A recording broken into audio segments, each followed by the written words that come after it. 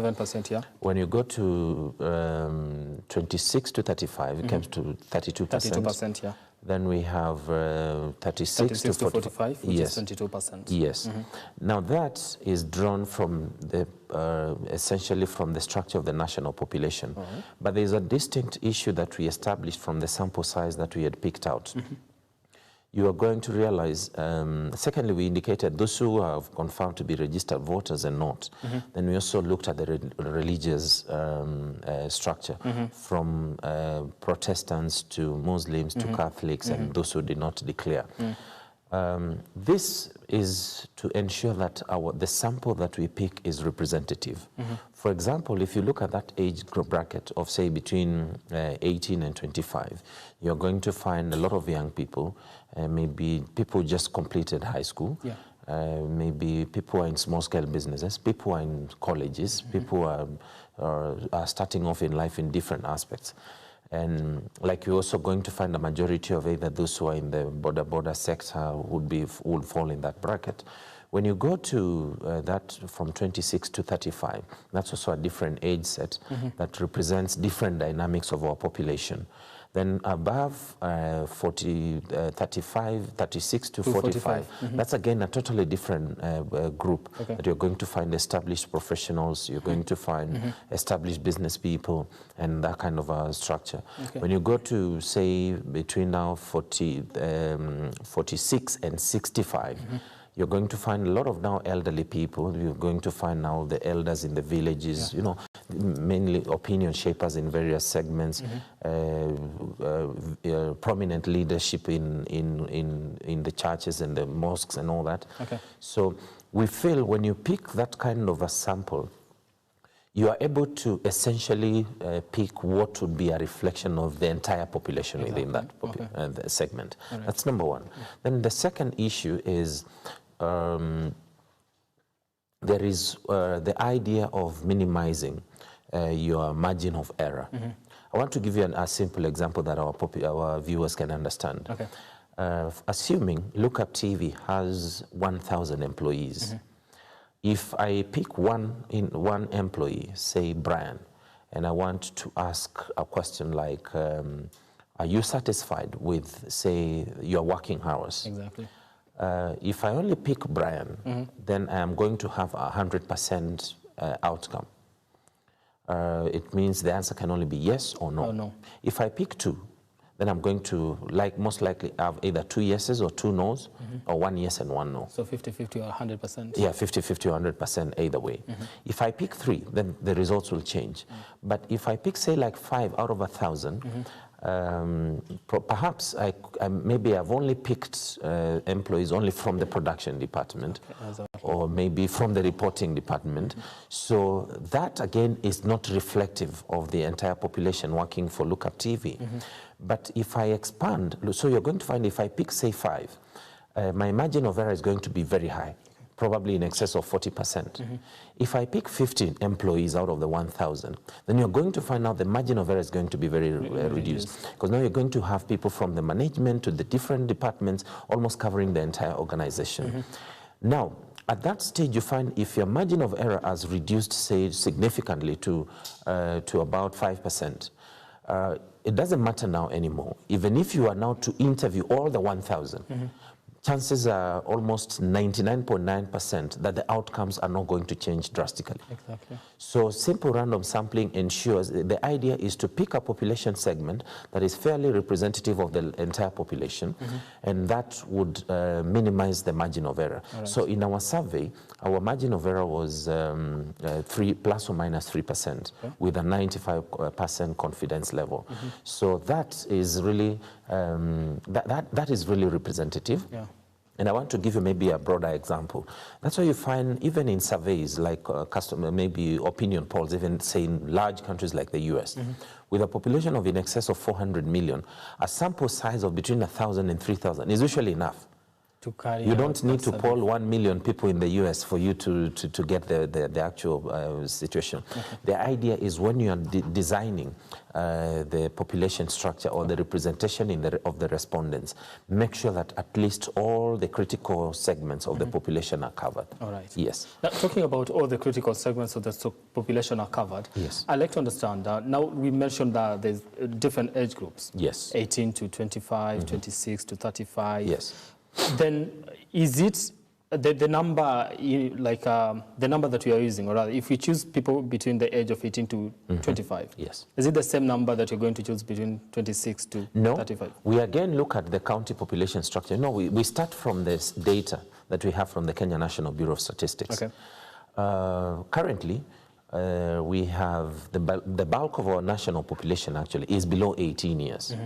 Then the second cohort that has the highest population is that bracket of between 18 and 25. Okay. And then the second, the other lot, no, actually 20, because you see 18 to 25 is about an age difference of 7 years inclusive. When you go to, no, that's 9 years. When you go to 26 to 35, that's 10 years. So if you are to look at the chart of the national population, it usually looks like almost a pyramid like that. That's why we have the least population above 65 years, then a significantly bigger population between, say, 45 and 65, then a bigger population between, say, 26 and 35, and the biggest population now, that's the structure.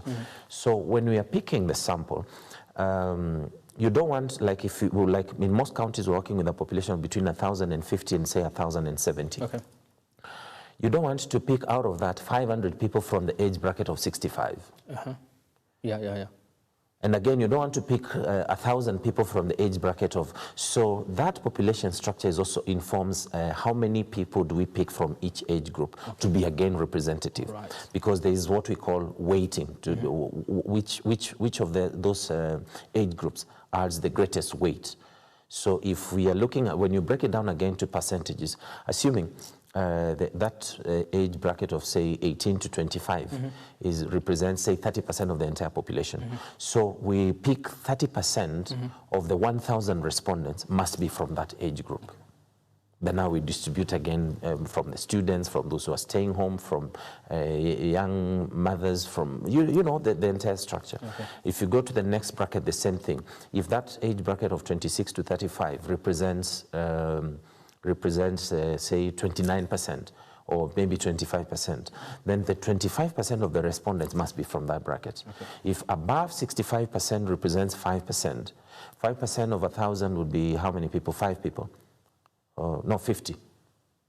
I'm not sure. Yeah, so 5% of 1,000 people would be 50. So it means at least we must have 50 respondents in that age bracket above 65. So that's how we pick the samples. All right. So each county had about 1,051 yes, between 1,050 and 1,070 respondents. All right. Yes. Now let's look at the, we looked at two things, development and approval. Yes. Why approval?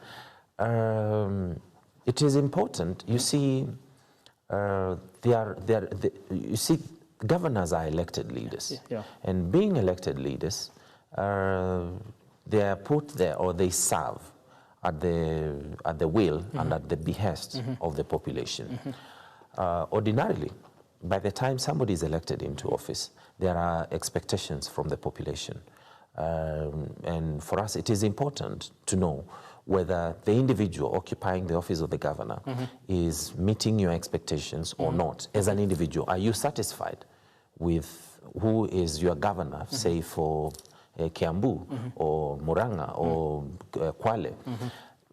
Because that, again, is important to assess based on that satisfaction, whether that is an individual they would wish to retain in office in the event elections were called. Okay. And that parameter also comes in handy to enable the population plan better. If the majority of the population is dissatisfied with the performance of that particular governor, it would be a good entry point for the population to consider who they would want to elect, whether they want to retain that individual or a new person. Yes. Now, when it comes to development, to us, again, this was extremely important because devolution is really like the biggest, the biggest transformation that this country achieved through the 2010 Constitution.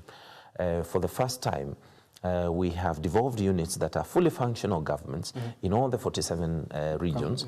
And Mwananchi now has had 8 or 9 years of assessing what has been going on and benefiting from what was expected of devolution. So the development parameter, again, development means different things to different people. You're going to realize that age bracket of between 18 and 25, to them development is a very different ballgame. Perhaps their interest would primarily be on what job creation opportunities has this county government been able to establish for us? What kind of infrastructure have they put in place to facilitate our education or the furtherance of our higher education and all that? When you go to the other bracket, say between 26, say even up to 65, these are people who are very interested in infrastructure, because probably you're going to find these are essentially family people. So they're interested in the availability of the provision of water. There is the critical component of healthcare. There is the critical component of agriculture. There is the critical component of trade and industry and manufacturing and all those issues. So when we break it down, like the questionnaire on development was informed by the functions that are allocated to county governments from Schedule 10 of the Constitution. So we assess that particular governor based on what people think their governor has achieved as per the schedule, as per the functions that are allocated to county governments. So you may find that the younger brackets may not be very keen on, say, issues of agriculture because maybe most of them are still not feeding themselves, so or they are not into farming and that kind of things. They may not also be very interested in healthcare because they are still under the care of maybe guardians or parents, and it is really not their responsibility. But for parents, healthcare is extremely important, whether they have young children or they have adult children and all that. The issue of roads, I told you, like that bracket where you're going to find the business community and the professionals. So if you have a lawyer in Nairobi who comes from Migori, they are very interested to know that there's a road infrastructure that they can drive comfortably to their grandmother's home. So those are the parameters we're looking at. So ultimately, if we have a question, say, on agriculture, we're going to get all the responses from all the, say, 1,060 respondents. Then we have on water, health, and all the other components. Then we do the aggregate. So the score you're seeing there, talking about, say, the development score, say, for an individual like Professor Kivutha Kibwana, when he is ranked 80, it means we were asking these individuals to rank him on a scale of 1 to 10. What do you think is development score? So it is an aggregate of all the 10 functions that are allocated to county governments. Based on all the responses, then we get the average. So it's a fairly elaborate and complex process actually to end up with this kind of data or this kind of reports. It is very complex because before you answered that, I was just thinking, if at all a certain governor has focused mostly on the youth. And when you talk to the youth about assessing him in terms of development, they'll say he has done so much for them. Absolutely. But when you're talking to these other age brackets, let's say 35 to 40 something, then they have not seen that because probably infrastructure when it comes to healthcare, it is not there. Then this governor might end up disputing, you know, whatever we are having as being ranked probably not best performing when it comes to that. So is that not then becomes a bone of contention? No. One of the most refreshing things that I'm very happy about is since we launched this report on Monday, if there was anything in that report that was not a reflection of or near the actual reality on the ground, believe you me, I would be in a lot of trouble. And but so far I have not received any complaints from any of the 47 governors. Are they not just waiting for the right time for? That's okay, because I mean we have data to justify. Because we have really no interest. When we went there on our own motion. When we conducted this research, actually, like all the 47 governors across the country came to learn about this report on Monday, like every other Kenyan. None of the governors knew that we were in their counties last month conducting a research. And that allows us objectivity and impartiality. We don't want to report to you, no, we are sending a team to Mombasa County to do a research on one or two. So we did that entirely independently, and we are extremely happy with the results, because what we published is what we got from the people. It is not our own making. What the people think about a particular I normally tell people, information is extremely powerful. What you do with it is entirely up to you. If you are dissatisfied or you think that report is not aligned to your thinking, that's really up to you. If you think you can use that report either to improve on areas that your electorate or the people you serve are dissatisfied with you, then that's again up to you. But primarily, that information would enable anybody, especially a leader, to make decisions. If you are still leading, maybe what do you need to do to maintain that? If you are trailing, then perhaps you would want to understand which areas you need to improve on. Yes. Before we go for a break, let's look at. Does this actually, will it shape what we are looking at in terms of elections coming next year? Yes, I believe this would go a very long way, because I want to believe, for example, there are counties that we surveyed, because we surveyed all of them. And up to now, I don't think there was anything near the kind of reports we have produced regarding a performance evaluation, specifically on development. And if you look at even the national average of development score by the governors, it is very low, because the national average stands, I think, at about 50.9%. That is a very low score, because if you're actually sitting an exam and your score is 50, that would be very low. Granted that devolution has been around for more than 8 years today. So again, based on these reports, I saw there was a hashtag trending starting Monday evening until even yesterday during the day on governors' rating. And this involved now citizens in an honest conversation. And we are extremely happy about that kind of an outcome, because we are not telling the people what to say.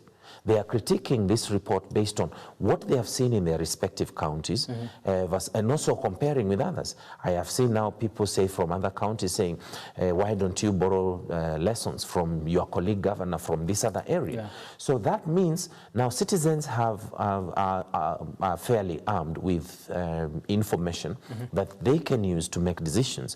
Because at the end of the day, the Constitution of Kenya, Article 1, says the sovereign power rests with the citizens of this country.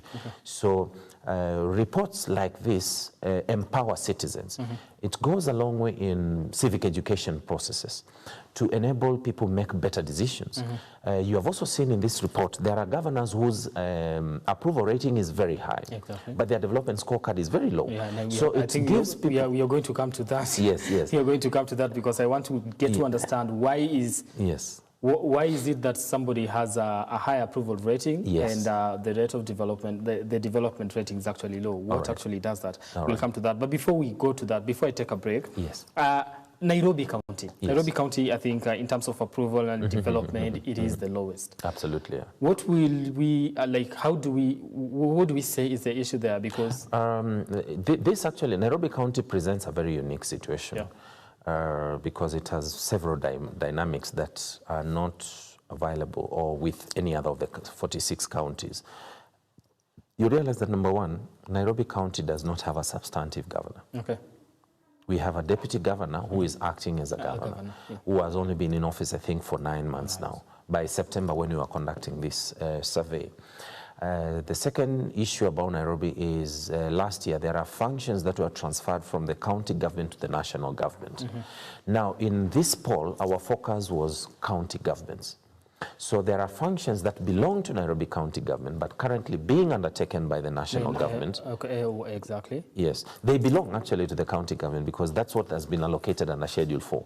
That's why even the agreement that the former governor signed in last year agreed it was for a period of 24 months because they were not taken away. They were just transferred for that period and then they'll be reverted back. Third is we were ranking governors. So Nairobi, we have an occupant of the office of the governor in an acting capacity, not as a substantive governor. So we also established that perhaps there are challenges that she has been facing in terms of being able to fully implement any development plan she may have by virtue of being in an acting capacity. Because the law is very clear, as an acting individual, there are certain things that you are not able to undertake. Or to do. Then lastly, because again, I receive these kinds of concerns. Other people asking, why don't we include NMS and all that? Number one, NMS is not recognized as a county government. And cannot be, I cannot now begin assessing, say, general body against Professor Kibwana. And that is what I think would have been argued, that if we are looking at Nairobi County, we are seeing General Mbadi and NMS doing quite a lot of things in the county. So why is Nairobi not being ranked probably one of the best performing? We'll come to that. Let me take this break first. No problem. Now you're watching Counties in Focus. We're here looking at Governor's Rating 2021. It is a report that was released by ISS in conjunction with City Hub Company Limited. Now we take that short break.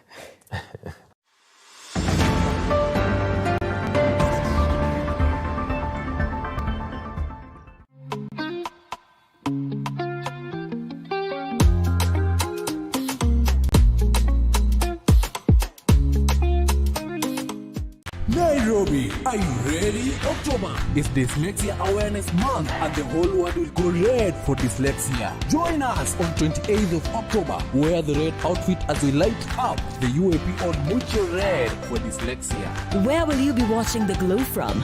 Does your child write B instead of D? Is your child phobic to the red pen due to the numerous X wrongs they get from teacher's marking pen? Do they refer to your child as a slow learner? Your child is simply dyslexic. To be part of the sponsor and for more information about dyslexia, kindly contact 0722 380 952. Let's go red for dyslexia.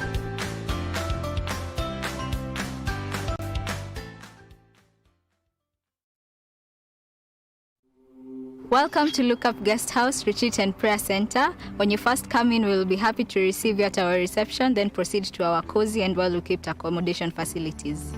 We aim to provide our guests with a unique, comfortable, and worthwhile experience. Here at Lookup Guest House, we provide our guests with a continuous supply of room amenities.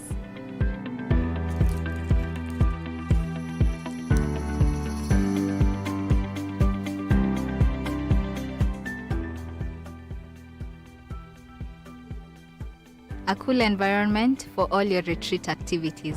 Lookup Guest House, Retreat and Prayer Center. For reservation, contact us on info@lookupguesthouse.org or call us on 0746 788 707. Please make those payments and take dinner out the freezer. Enjoy your day off.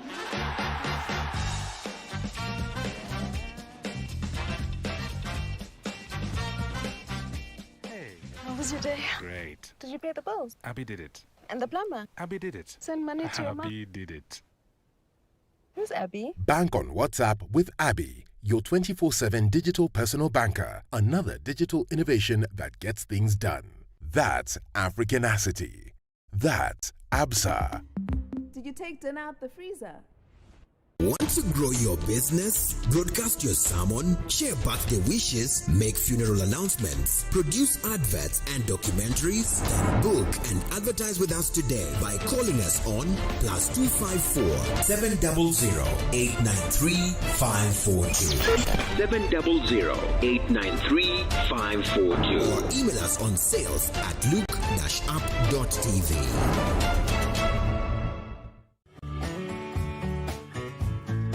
there's one thing we normally say that expectation, it's the mother of manifestation. If you don't have an expectation, you cannot receive a manifestation. Faith is unproductive without expectation.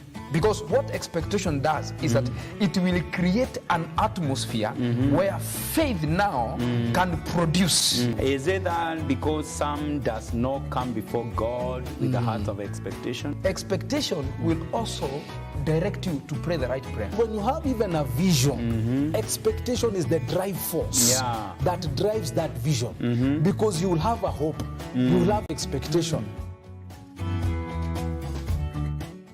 Like, follow, subscribe, click the notification button. Join the Look Up TV movement now. Now.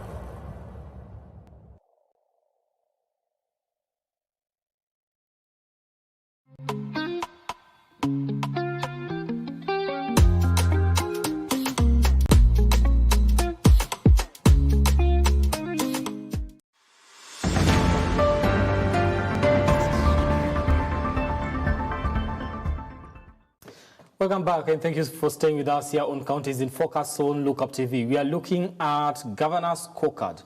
There's a report that was released by ISS in conjunction with City Hub Company Limited on Governors Rating 2021, rating governors based on development and approval. And in studio, I have Ben Mulwa, who is the lead consultant, ISS Africa Kenya, to help us break this down. We've been doing that. And before we went for a break, we are looking at Nairobi County. And Ben, before we went for a break, we are looking at just Governor Kananu, Kananu, Deputy Governor Kananu, and looking at Nairobi because it is the lowest. Where it has been ranked the lowest. As I was explaining, there are certain functions from Nairobi County government that were transferred to the national government.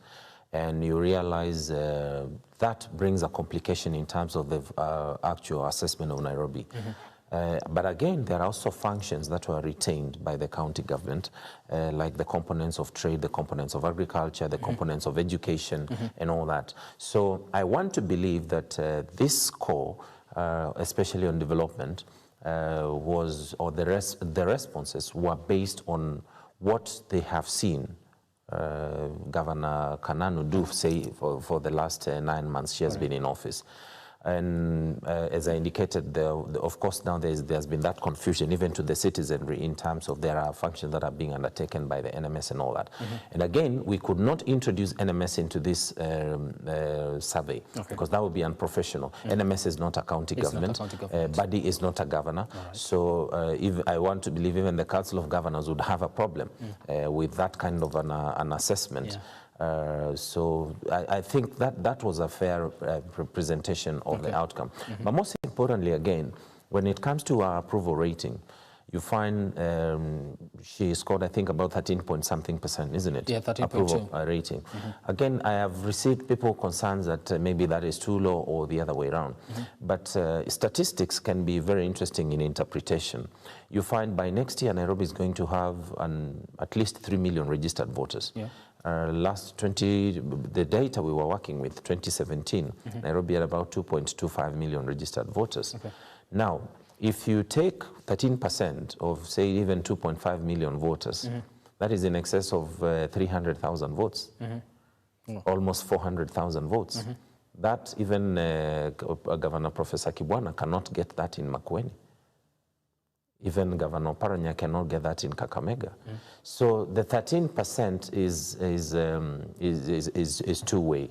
And in my assessment, granted that she's not she's not a substantive governor, and she has not sought election yet, that's a fairly high score.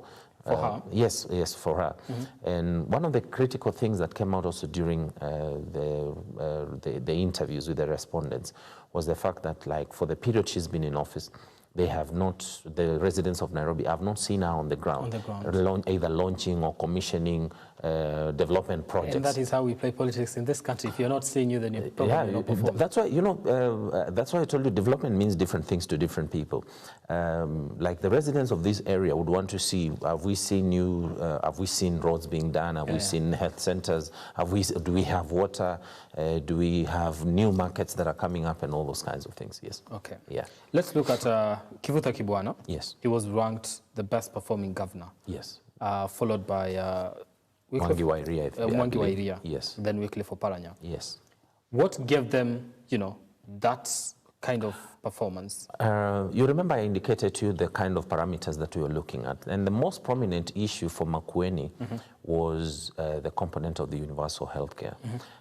For the last about 5 or 6 years, Professor Kibwana has run a very successful universal healthcare program in Makueni that has ensured citizens can receive treatment once they are enlisted onto the program without paying a shilling at the hospitals. And it's been revolutionary, so to speak. And you see, the larger population of a county like that would be considered to be of average income.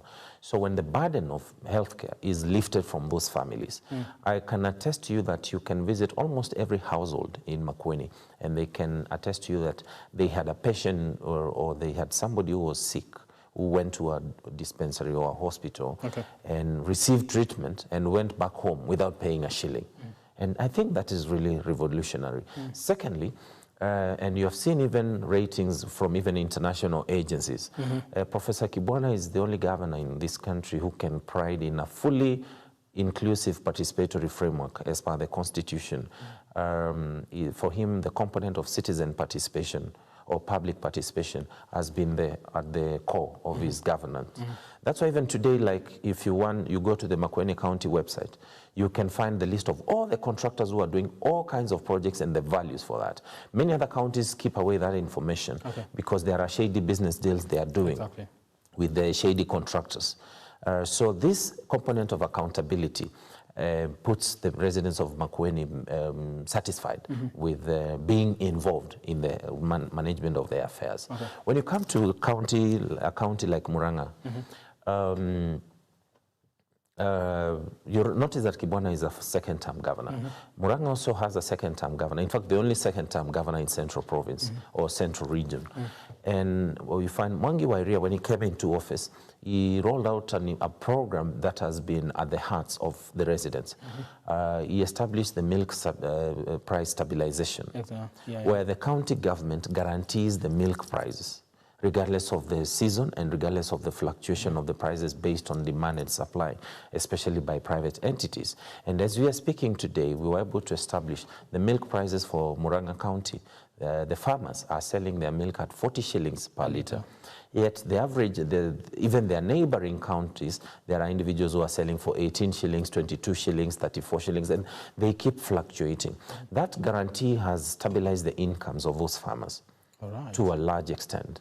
And a bulk of the residents of Murang'a are farmers. Even those who are in different businesses have 2 or 3 dairy cows in their homesteads. So that stability has really changed the fortunes of the people. Secondly, back in 2014-15, Governor Wairia introduced an avocado production plan for Murang'a County. And through that kind of initiative, which is now spreading slowly to many other counties across Kenya, that changed the fortunes of the farmers of Murang'a. You may be surprised. According to statistics from the Kenya National Bureau of Statistics, last year Kenya overtook South Africa as the biggest exporter of avocado out of Africa. And the largest percentage of those avocados were produced from Murang'a. According to data that is available, last year the farmers of Murang'a earned over 9 billion shillings from avocados alone. So these are things that are very dear to these people, and they feel that that has really been transformational. Of course, he also has a very elaborate scholarship program. I understand, I saw in the news on Monday, he was actually issuing or paying school fees for the over 3,000 kids that are sponsored fully 100% by the county government of Murang'a. Through their secondary education. It's full sponsorship from Form 1 to Form 4. Okay. So, I mean, with that kind of projects, you realize you have impacted every homestead in Murang'a.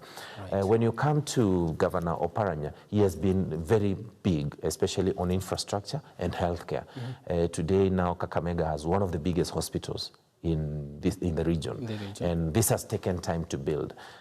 So what we were able to establish from this kind of a research is second-term governors have probably the advantage of time. Of course, there are also those who are second-term governors, but who have performed very poorly. And exactly. Yes, but you find then that is out of their own will. These are individuals probably who are in office who are not willing or who have never had an interest to serve their people. Okay. Because I want to believe, for example, like the impact that the Universal Healthcare Project or the milk program for Governor Wairia or the health program for Governor Oparanya has had on their citizens. I want to believe, you remember Professor Kimana had a lot of challenges with the county assembly in the first term. I want to believe if we had undertaken a similar survey, say in the year 2016, you would have probably emerged as the worst performing governor. But you see, over time, these governors who are in their second time, they have had the advantage of time. Okay. When you look at Governor Wairia, that project that he introduced on avocado, say, 6 years ago, if he had been removed, say, in 2017, probably he would not be able to enjoy that kind of a score. Yeah. But there's also a unique case of first-term governors who are also doing exceptionally well. We have, like, Governor Sang, from Nandi, who emerged as the best performing first-term governor among the entire lot of first-term governors. Okay. And then this is an assessment based on the citizens. So there must be something that is doing right on the ground that the people are happy about. Because you realize his development score is very high, but his approval rating is very low. Same thing with, say, Governor Kiraitu Murungi. We have Governor Charity Ngilu, I think, in that bracket. We have, we have Governor Muthomi from Tharaka Nithi. These are first-term governors who have done exceptionally well, according to the residents of their respective counties. Yeah. But what I found most unique was Governor Nyoro of Kiambu County. Because Governor Nyoro has been in office barely 1.5 years by the time we were conducting this survey. Okay. Secondly, he came in as a deputy governor who assumed the office of governor after the removal of the former governor Waititu. And I was surprised by the result because in under 1.5 years, the residents of Kiambu gave him the highest approval rating in development. He has actually beaten other governors in central Kenya. Yeah, he has a 63.6%. Yeah, I think the second 63.6. Yeah, 63.7%. He's outdone people who have been there for 4 years, like Governor Waiguru, Governor Kimemia, and Mutahi Kahiga. Yeah. So I found this to be a very unique score. And why I found it particularly unique and we would want to research more to understand, because you remember Governor Nyoro ran for office in 2013 and the people of Kiambu rejected him. And I want to believe he still held the same credentials he holds today. In 2017, he had to come under somebody. Probably who was popular, for him to get elected as a deputy governor. But now, as a full-time or a substantive governor, he has changed the fortunes. So this begs the question, in terms of citizens, what criteria are we looking out for the kind of individuals we want to elect into office? Because you find that his development scorecard is extremely high, 63%, but his approval rating is very low at 49%. So do the people of Kiambu prefer somebody who talks too much and does less?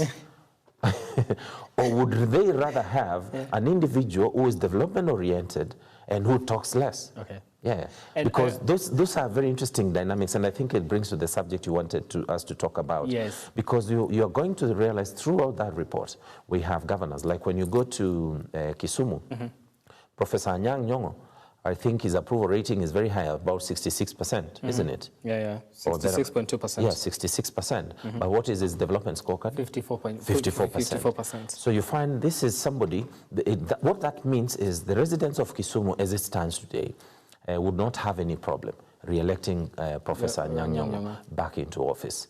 But the question is, they are not so satisfied with his development scorecard, but they are happy with the face and the person of Professor Anyang' Nyong'o. Okay. Go to Coast Region, we have Governor Salim Vuria, who is also serving his second term. Yeah. You're going to find he is actually, I think he's number 2 in approval rating in the country from Kwale, isn't it? At 77.1% of the so exactly, 77.1%, that is approval rating. Yes, so you're going to find Governor Mvurya has an approval rating of 77.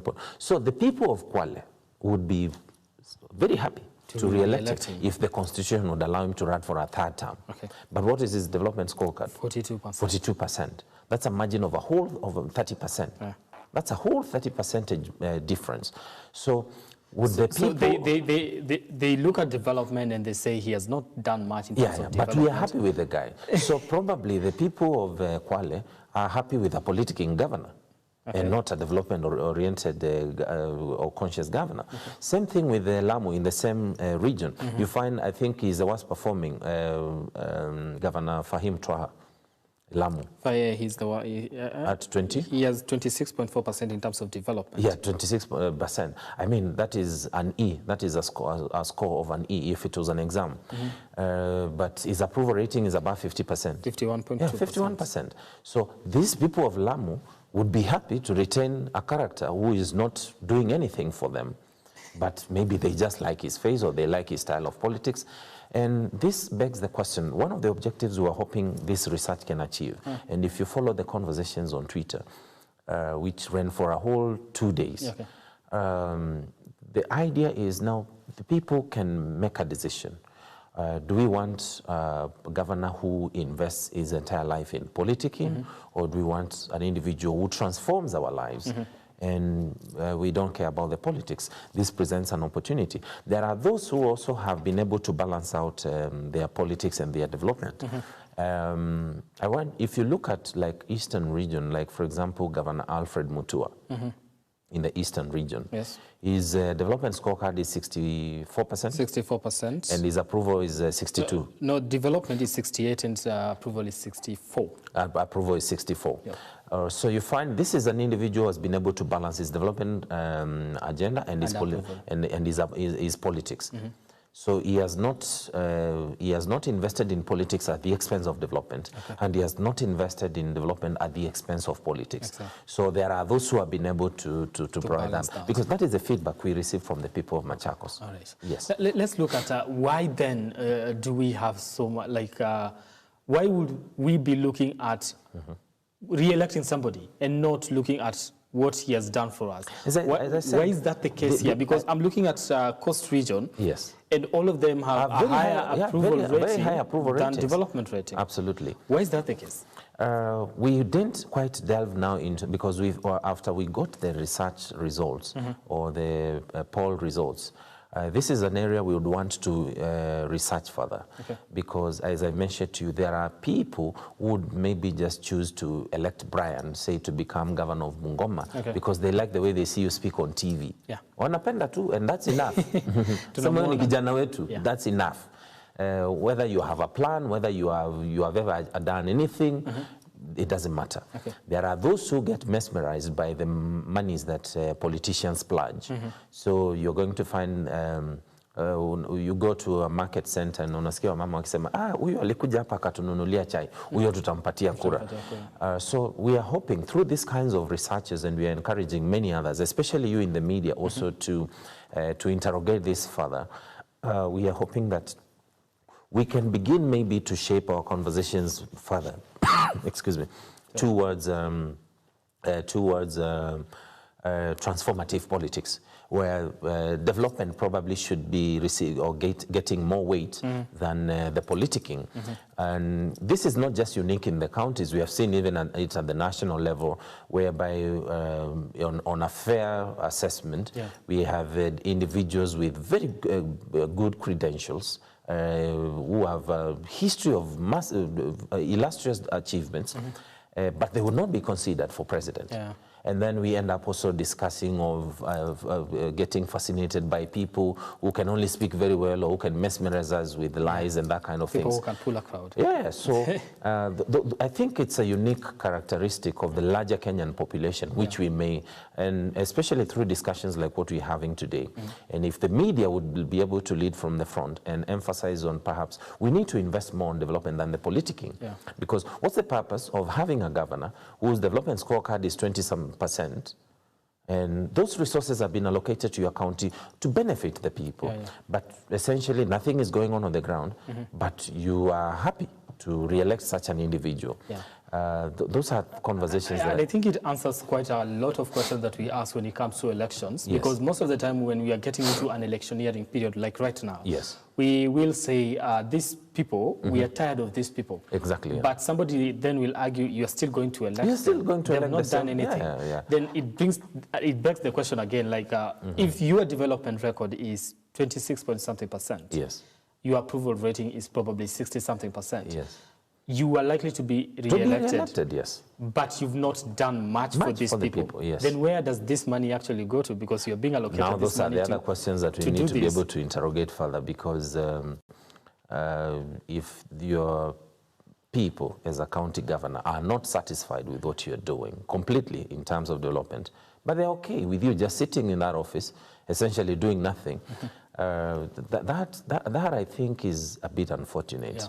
And you may realize so far we have not had any research analyzing these two critical parameters, because we have to make a decision whether we want to be choosing populist leaders who can speak very well, who can even dance on podiums, but they have no development agenda. At the expense, like the case I gave you of Kiambu County, where Nyoro, probably even if he had run in 2013 independently, chances are very high he would not have been elected, because probably he does not speak as loudly as maybe his competition, or maybe he does not speak the political language that his competition speaks. But now when he got into office and took control of the county government, you can see what he's been able to achieve in 1.5 years.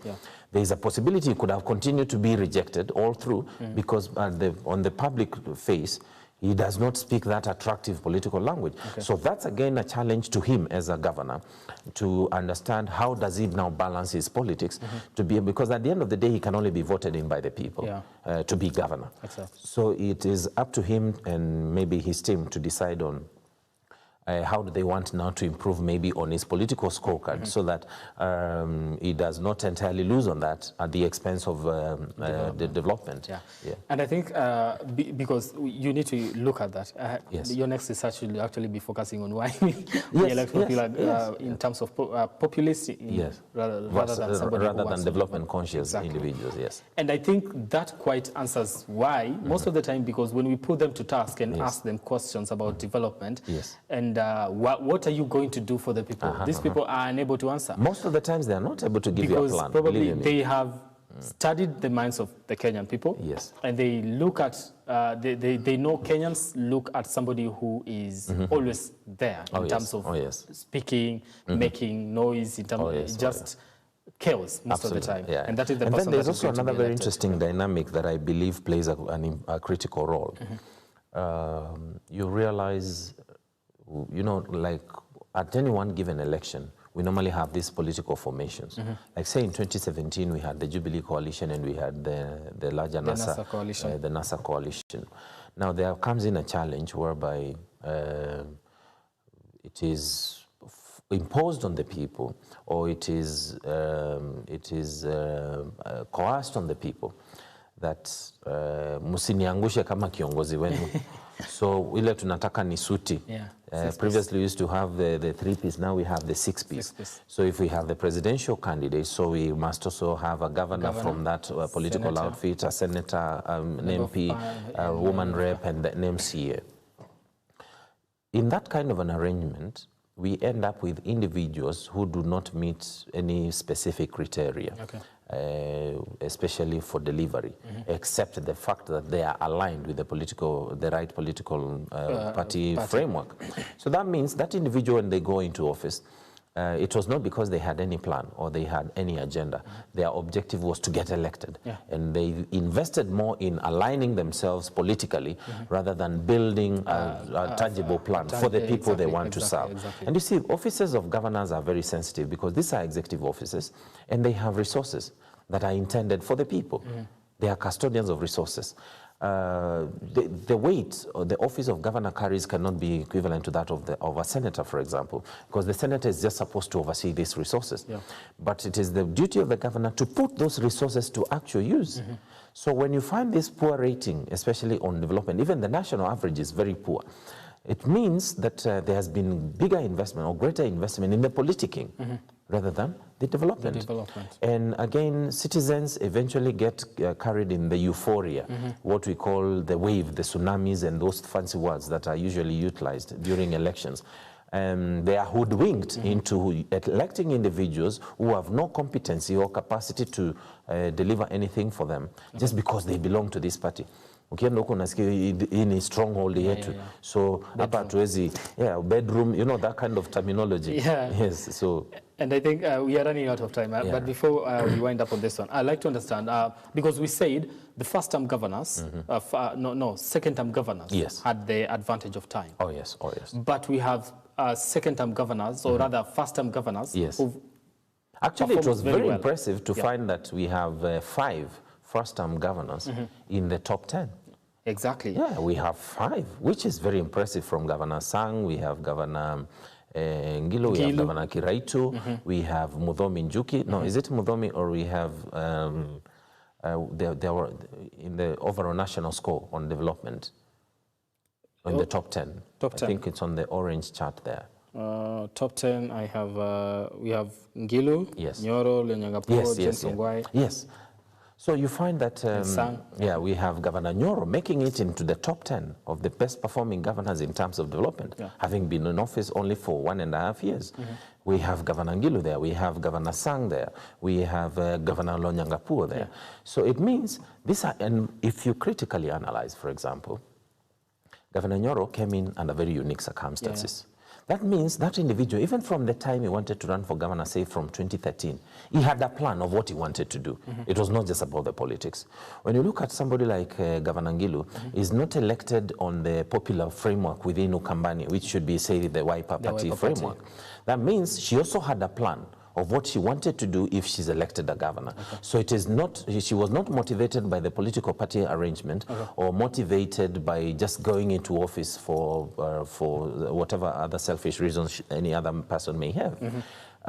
When you look at Governor Lonyangapuo, he's a Kanu governor in a region that was the previous time considered to be very Jubilee. So that means again, and I think he beat a Jubilee candidate.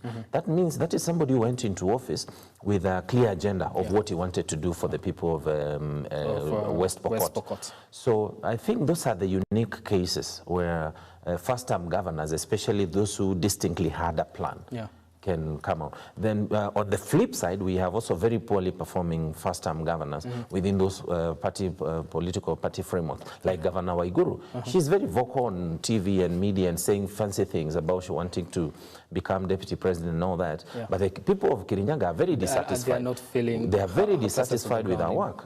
We have Governor Kimemia in Nyandarua, who scored, I think he was the lowest in the entire... And the expectation, you know, would be this is a very experienced public servant who has been in public administration, rising even to the position of head of public service.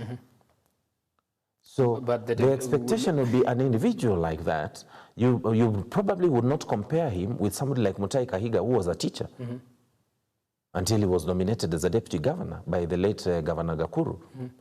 Kimemia is more experienced in public sector governance than even Nyoro. Nyoro has largely been in the private sector, say with the World Bank and many other institutions. Kimemia is more experienced even than Waiguru. Waiguru has only been in public service, say, for the last 15 or 20 years. Kimemia has been there the whole of his life.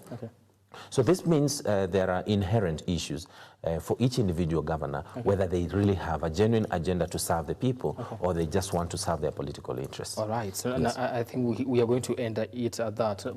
Just interesting that most of the time they get, when somebody has an an agenda to work for the people, then they are going to do it. Absolutely. Yeah, but when it is because of seeking some just being popular when it comes to in the political front, then they will not deliver for the people. I'll give you a very quick snapshot on that. You have seen very many cases of individuals, either in the national government, maybe people are removed from office on cases of graft. People are removed from parastatals on cases of graft. And the first thing they do is announce they want to run for office. And they Trust you me, that is not an individual is going to, or who has an interest of the people. Those are not people who are coming down there to serve you. Exactly. They know there is a small kitty at the county level, and it will facilitate their inherent appetite for public resources. All right. Yeah. Thank you so much, Ben Mulwa, for just helping us understand this and how we went about in just finding this information and ranking these governors from their probably the best performing into the worst performing. Thank you so much for making time for this. Well, it is not me, it is the people. It is the people. It is the people. And you taking the initiative to go to the people to find that information so that we can actually hold them to account. Let each respective governor talk to their people. Exactly. Now, they will talk to them. It's coming. We are going to 2022. We just hope that the people get to, give them an ear and make an informed decision based on whatever we have on the table right now. Absolutely. Thank you so much. Thank you. Thank you. Now, that does it for us here on Counties in Focus. Thank you so much for watching this. We have been looking at Governor's Scorecard based on the report that was released by ISS in conjunction with City Hub Company Limited, ranking governors in terms of development and approval. My name is Brian Amuai. Thank you so much for watching. Have yourselves a lovely night.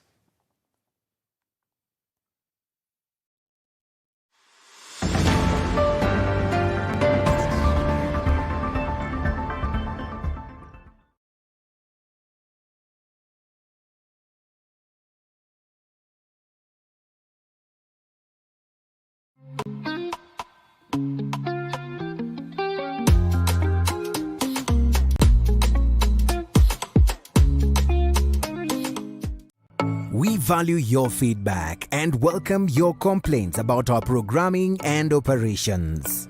Feel free to get in touch with us through 0700 893 542 or send us an email to views@look-up.tv. We can't wait to hear from you.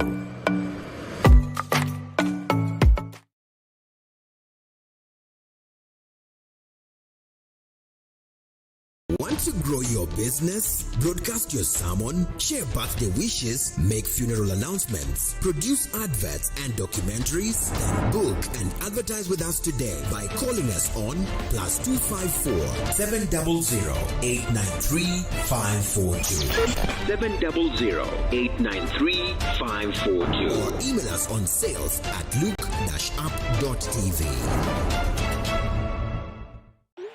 Please make those payments and take dinner out the freezer. Enjoy your day off.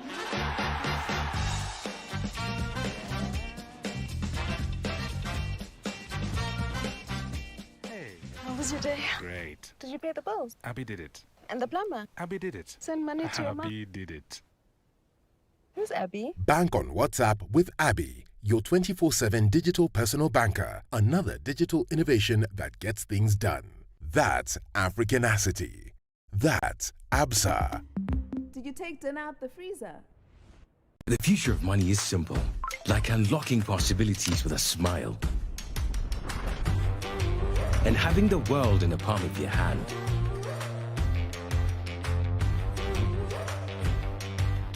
It's the ability to touch many lives at the same time and turn your dreams into reality. It's forgetting and still remembering. Simple is having everything that you love in one place. From the ticket to your next meal, to your ticket to the next holiday. It's an easy way to ask for a boost when you're low.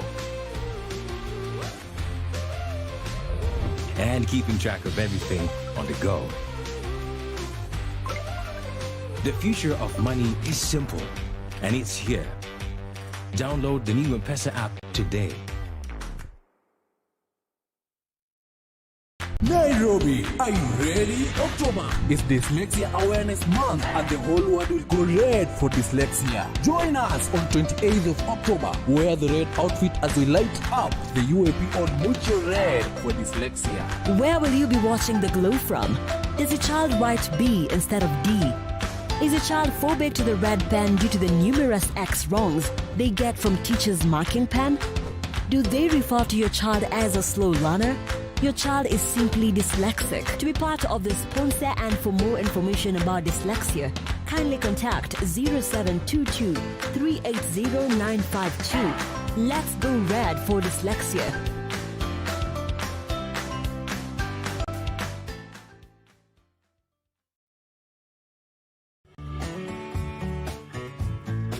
There's one thing we normally say that expectation, it's the mother of manifestation. If you don't have an expectation, you cannot receive a manifestation. Faith is unproductive without expectation.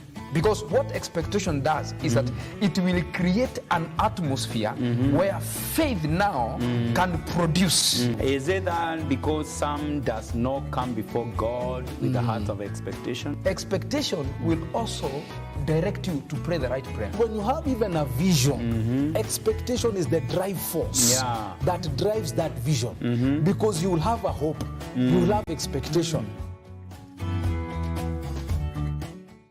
Like, follow, subscribe, click the notification button.